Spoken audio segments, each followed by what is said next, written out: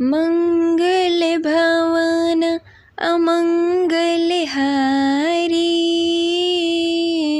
द्रबहु सुदशरथ अजिर बिहारी। राम सिया राम जय जय राम।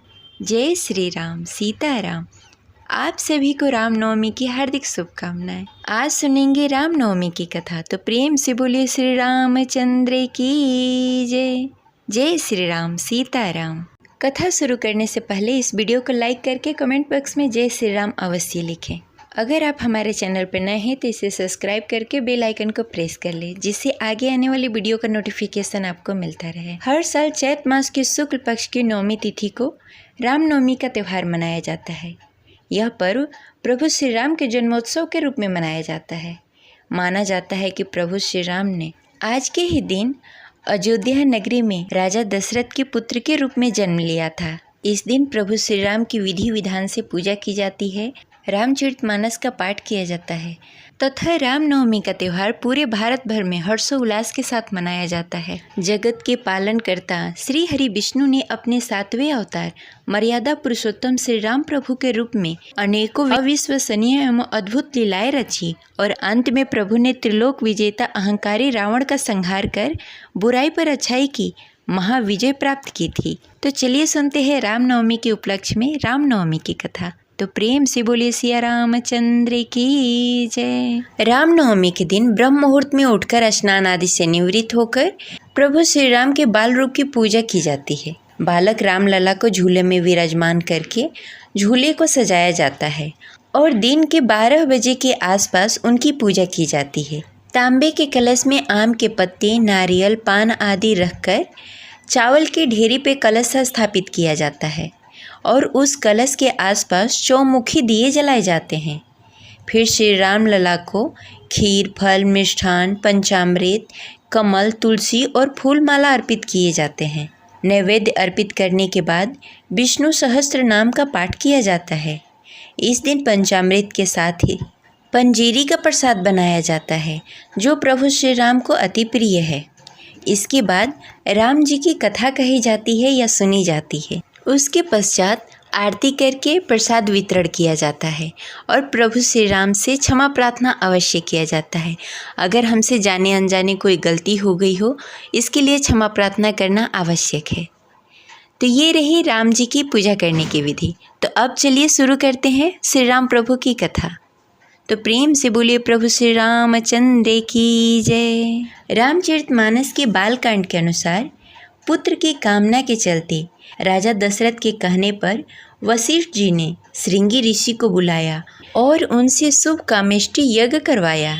श्रृंगी ऋषि राजा दशरथ के दामाद थे। उनकी पुत्री का नाम शांता था।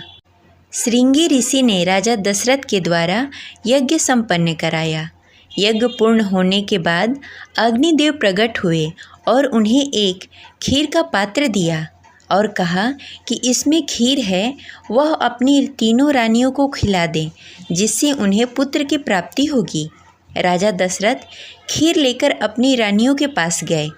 खीर के 2 हिस्से हुए, एक रानी कौशल्या और एक रानी कैकेयी के लिए। दोनों रानियों ने खीर खाया और अपनी खीर से एक एक हिस्सा सुमित्रा को भी खिला दिया। फिर तीनों रानियां गर्भवती हो गईं।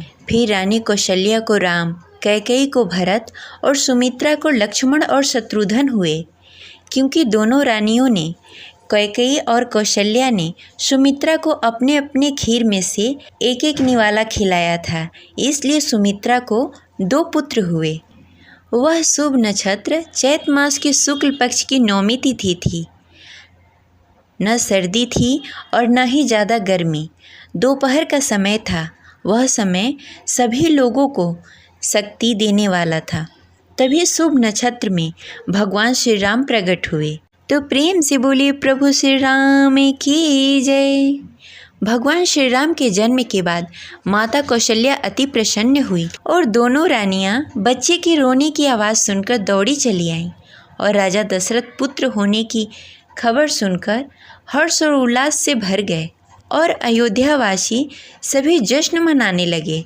फिर रानी कैकेयी और सुमित्रा ने भी पुत्र को जन्म दिया, जो भरत, लक्ष्मण, शत्रुघ्न हुए और अयोध्या में जश्न और खुशियां मनाई जाने लगी। संपूर्ण नगर में हर्ष व्याप्त हो गया। ध्वजा, पताका और तोरण से नगर छा गए। जिस प्रकार से वह सजाया गया, चारों ओर खुशियां ही खुशियां थी। घर घर मंगलमय बधाव बजने लगे। तब से उस दिन को हम रामनवमी के रूप में मनाते हैं। प्रभु श्री राम के जन्म के बाद नामकरण का दिन आया। गुरु वशिष्ठ मुनि को बुलाया गया।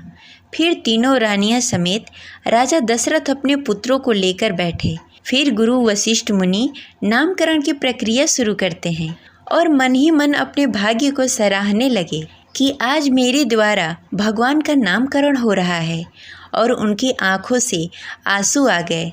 गुरु वशिष्ठ जी बोले, इनके नाम तो अनेक हैं, फिर भी मेरी बुद्धि में जो आ रहा है वो मैं बता रहा हूँ। आपके जो बड़े पुत्र हैं उनका नाम राम है। इनके नाम मात्र से सभी को सुख की प्राप्ति होगी। राम नाम का अर्थ है जो सबको आनंद देगा और आराम देगा। राम नाम की महिमा अनंत है। राम नाम से क्या क्या नहीं हो सकता। राम नाम सभी कार्यों में समर्थ है। राम की जय हो। फिर गुरु जी ने एक एक करके सभी भाइयों के नाम रखे। दूसरे पुत्र का नाम भरत, उसके बाद लक्ष्मण और शत्रुघ्न रखा और कहा कि राजन, आपके चारों पुत्र वेद के तत्व हैं, जो भविष्य में बड़े बड़े कार्य करेंगे। इस प्रकार नामकरण का कार्य संपन्न हुआ। तो प्रेम से बोलिए प्रभु श्री रामचंद्र की जय। इस प्रकार रामनवमी की कथा संपन्न हुई।